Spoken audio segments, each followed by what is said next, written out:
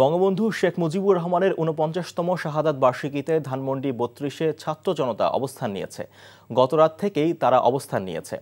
আওয়ামী লীগের সভাপতি শেখ হাসিনা শোক দিবস পালনের আহ্বান জানালেও নেতাকর্মীদের ধানমন্ডিতে আসতে দেখা যায়নি। দুই একজন আসলেও শিক্ষার্থীদের বাধার মুখে পড়েন তারা। সেখানে আইনশৃঙ্খলা বাহিনী সতর্ক অবস্থানে রয়েছে। রাজনৈতিক দলগুলোর ঐক্যমতের ভিত্তিতে অন্তর্বর্তীকালীন সরকার শোক দিবসের সরকারি ছুটি বাতিল করে। ১৯৭৫ সালে ১৫ আগস্ট ভোরে সেনাবাহিনীর কিছু বিপদগামী সদস্য ধানমন্ডির বাসভবনে বঙ্গবন্ধুকে সপরিবারে হত্যা করে। এ বিষয়ে জানতে এখন যাচ্ছি ধানমন্ডি ৩২ নম্বরের সামনে। সেখানে আছেন আমাদের সহকর্মী নূর হোসেন। নূর, এই মুহূর্তে সেখানকার সার্বিক অবস্থা কেমন দেখছেন?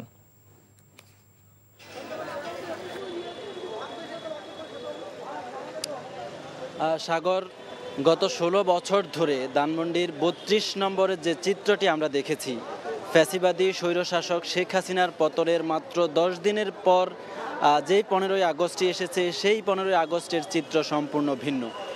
শোক পালনের জন্য গত ১৫ বছর ধরে এখানে যে আয়োজনগুলো ছিল তার কোনো আয়োজনই আজকে নেই। এখানে গতকাল রাত থেকে এখন পর্যন্ত, সকাল থেকে এখন পর্যন্ত ছাত্র জনতা, শিক্ষার্থী সহ ছাত্র জনতার যে সতর্ক অবস্থান, সে সতর্ক অবস্থানটি রয়েছে।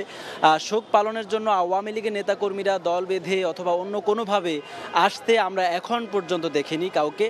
বিচ্ছিন্নভাবে যদি দু একজন আসেন বা আসার চেষ্টা করেন, সেটাও শিক্ষার্থীদের বাধার মুখে পড়তে হচ্ছে এবং শিক্ষার্থীরা তার কাউকে ধানমন্ডির ৩২ নম্বরের যে মূল জায়গাটি আছে, ধানমন্ডির ৩২-এর যে বাড়িটি আছে এবং বঙ্গবন্ধুর যে এটা ছিল, সে জায়গাটিতে কেউ যেতে পারছেন না। শিক্ষার্থীরা তাদের সতর্ক অবস্থানটি বজায় রেখেছেন।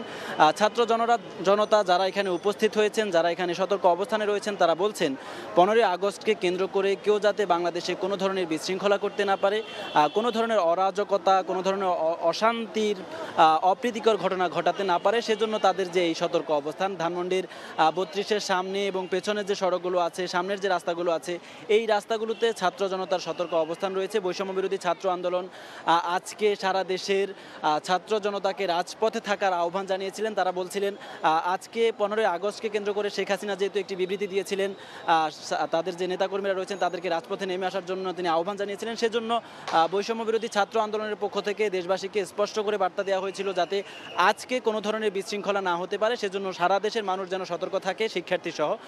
তাদের আহ্বানে সাড়া দিয়ে ঢাকা শহরের বিভিন্ন মোড়ে, বিভিন্ন চত্বরে, মোড়ে শিক্ষার্থীরা অবস্থান নিয়েছে। তারা মিছিল করছে, তারা স্লোগান দিচ্ছে। তারা বলছেন এই যে ১৫ই আগস্ট, এই ১৫ই আগস্টকে কেন্দ্র করে কেউ কোনো ধরনের বিশৃঙ্খল ঘটনা ঘটালে বা বিশৃঙ্খল ঘটনা ঘটানোর চেষ্টা করলে তারা সেটি প্রতিহত করবেন। বৈষম্য বিরোধী ছাত্র আন্দোলনের যে রেজিস্ট্যান্স উইকটি চলছে, সেই রেজিস্ট্যান্স উইকের ৪টি দাবি, সেই ৪টি দাবি তাদেরকে দ্রুত মেনে নেওয়ার জন্য বলা হচ্ছে। সাগর, জানছিলাম ধানমন্ডি ৩২ নম্বরের শিক্ষার্থীদের অবস্থান সম্পর্কে।